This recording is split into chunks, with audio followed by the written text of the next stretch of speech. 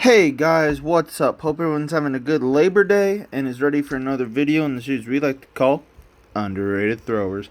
Today we got Ihab El Said.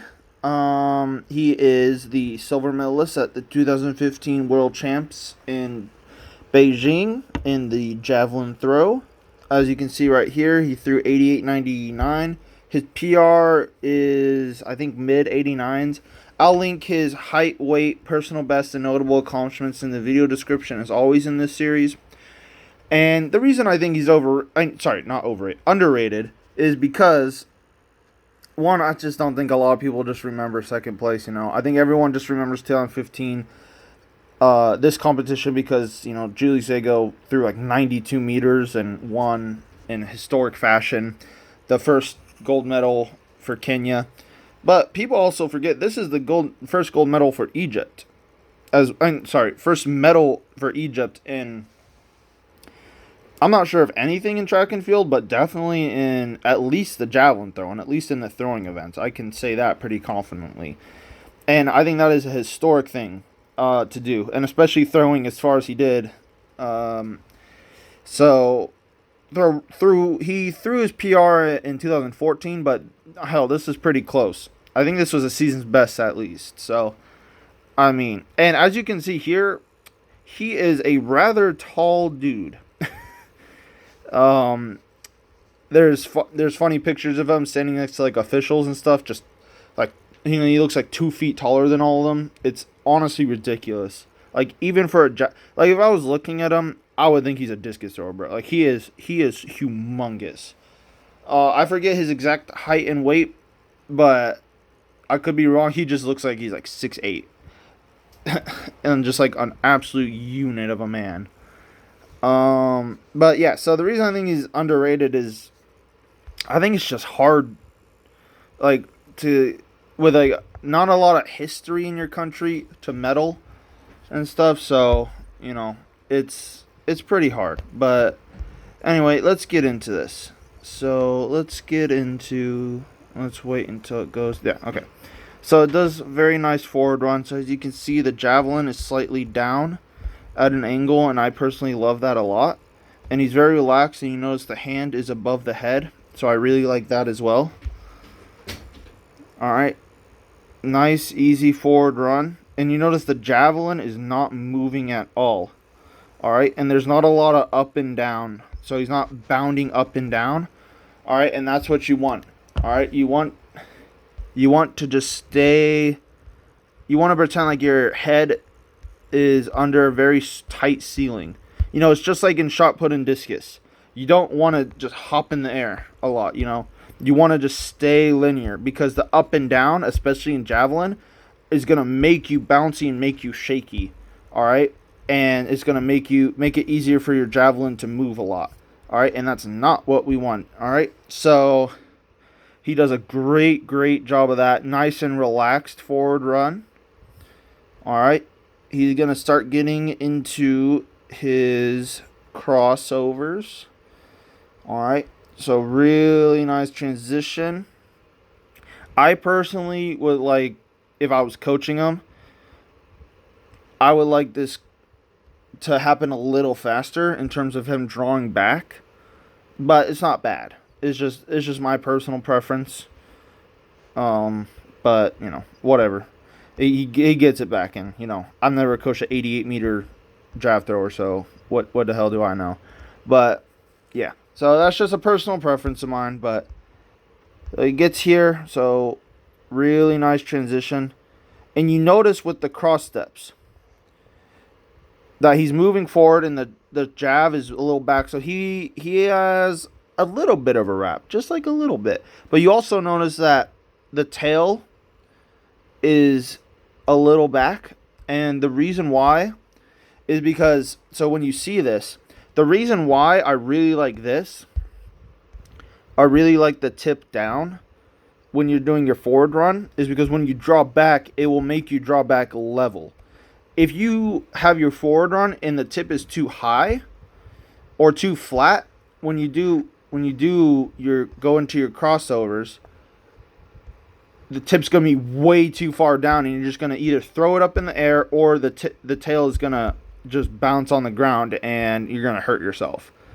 All right, so I really like jab throwers, and you see this very rarely. Do jab throwers ever not have their tip down when they're doing their forward run for this exact reason? So if you have trouble throwing really high, it could just be because of that. All right, so he gets here, really nice. And you also notice with his crossovers that his feet are staying at a 45-degree angle. So bum. All right, so he's still producing forward momentum here. All right, and I want you to also notice before we get to his penultimate that he's not moving in a circle with his off arm or his left arm.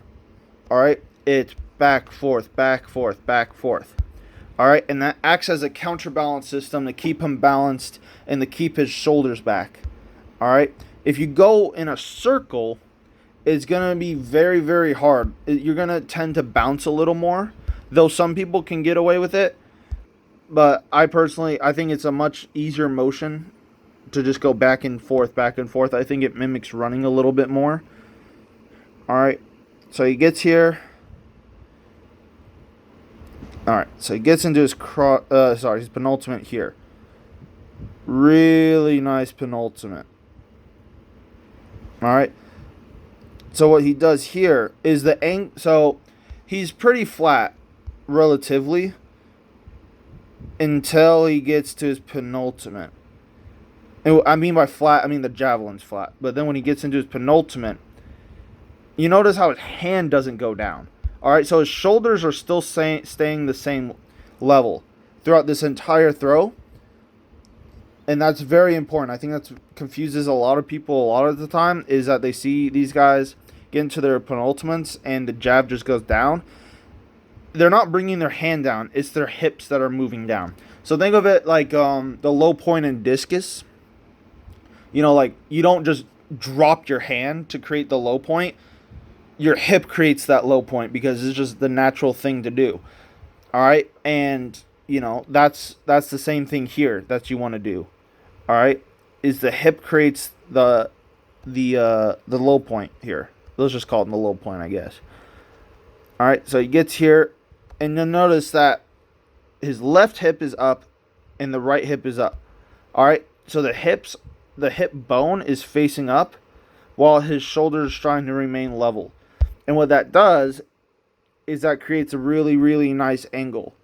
All right, so he gets here, a very, very high left arm, which I really like because, you know, if he drops it, he's going to go over. Let me switch the arrows. He's going to go over the jab instead of throwing through the point. All right, so he gets here, sinks over his right, and then pushes and throws. So that's a very common mistake I see a lot with penultimates, is that they kind of just throw and they don't actually use their legs. They just try and arm it. All right, so he gets here. Really nice push off. Lands with the right foot. And this is where he generates his power.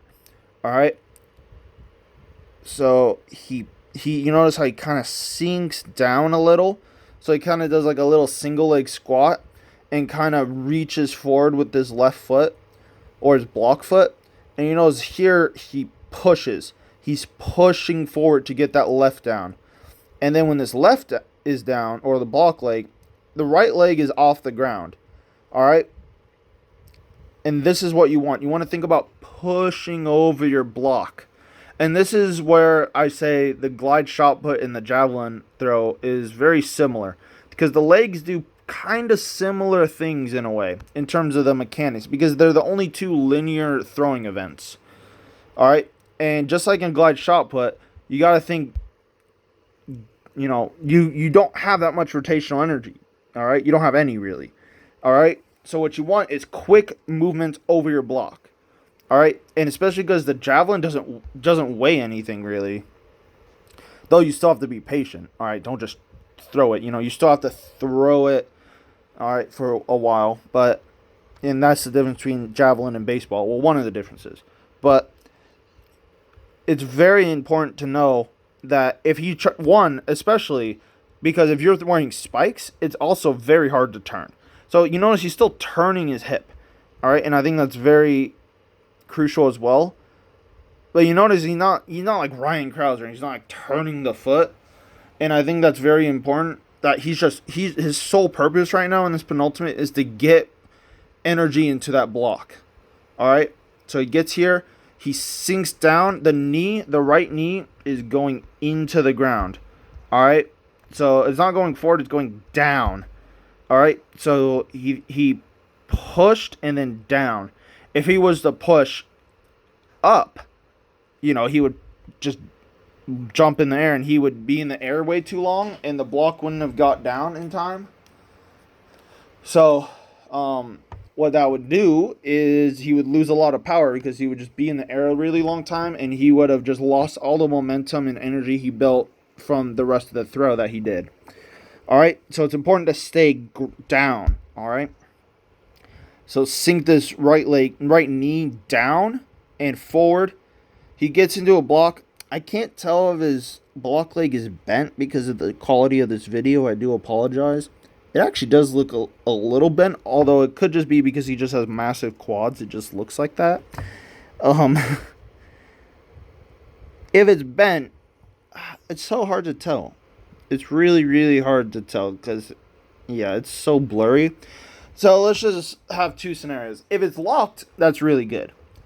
All right, and you notice that whether bent or locked, you notice this little hip crease right here. All right here. So as he blocks, his hip kind of goes back a little, like his his left hip as his right hip goes forward. And one, that helps you absorb the force a little so you don't just explode your knee. And two, it makes it so that your block hip locks. All right. Now, don't do this with any other event. Really, only javelin. All right. But this just makes your block a little more solid, and it's a little more of an advanced thing. So if you're not throwing like 70 meters plus or 60 meters plus, I probably wouldn't even worry about this for now, because you don't even generate enough force to warrant this. But, it could be something cool to drill. But yeah, it's just a very advanced thing to do. It honestly, now I'm looking at it, it does look like his block leg bends a little. So if it is bending, you've seen this with Brew Greer, who is a 91 meter jav thrower, and the American record holder, I think. At least with the new rule jabs, I think so. But who I've actually done a video on, by the way. So he also has a bend knee. So I think there's a common, I wouldn't say misconception, but you see guys or coaches and just jav throwers like, you need the lock knee. And yeah, I mean, yeah, like you do for most cases, but this is where the pro caveat comes in.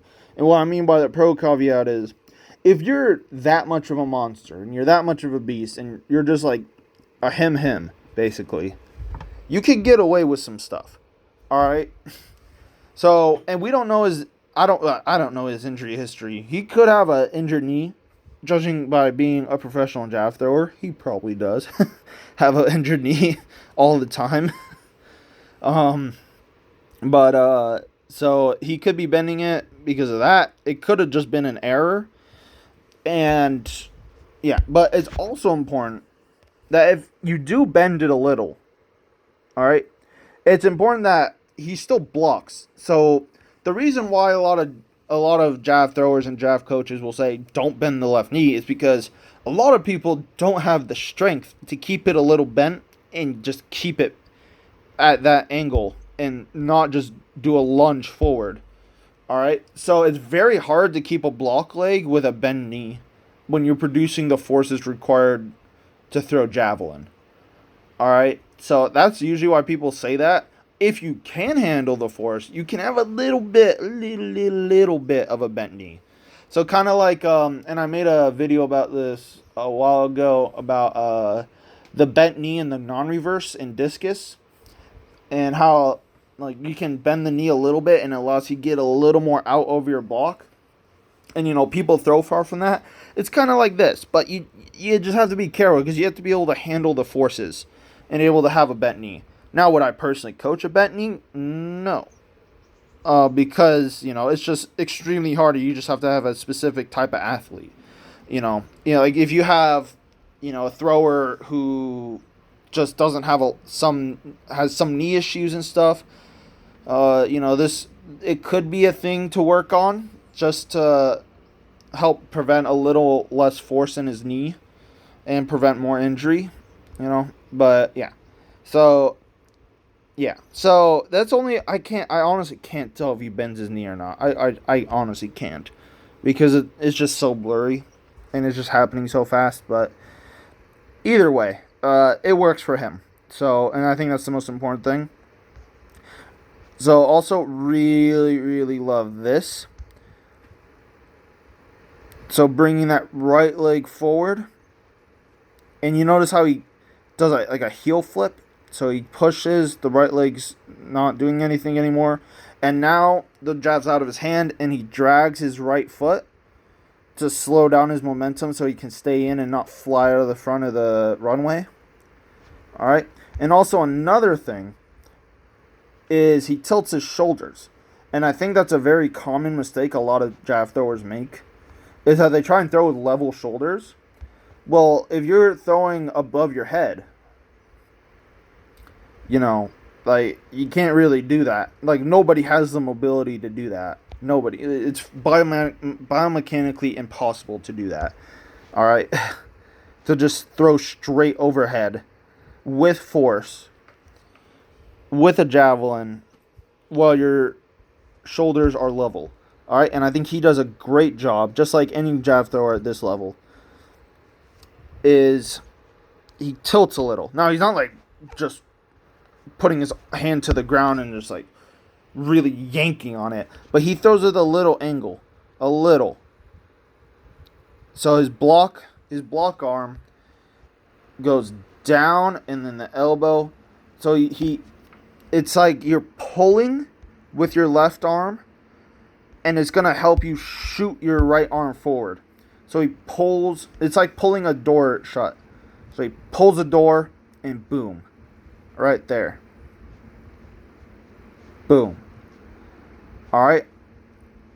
And I think it's very important to realize that if you see this isn't a bad thing. You can always tell if you do something wrong, if you have a bad release. And that's true in anything. But you can especially see it in something like discus or javelin. Because you can see the flight. The flight matters a lot more.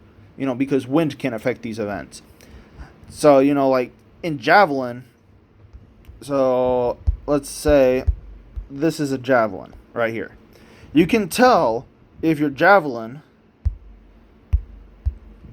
if you release a jab wrong, one, if it's not spinning, alright, which means you didn't put a lot of energy into it and it didn't come off your hand right. Two,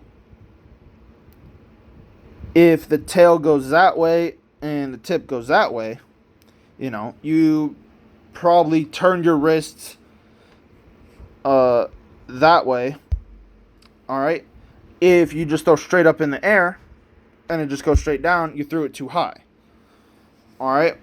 And this isn't a lesson about that, but I can make a video about, tell what you do wrong.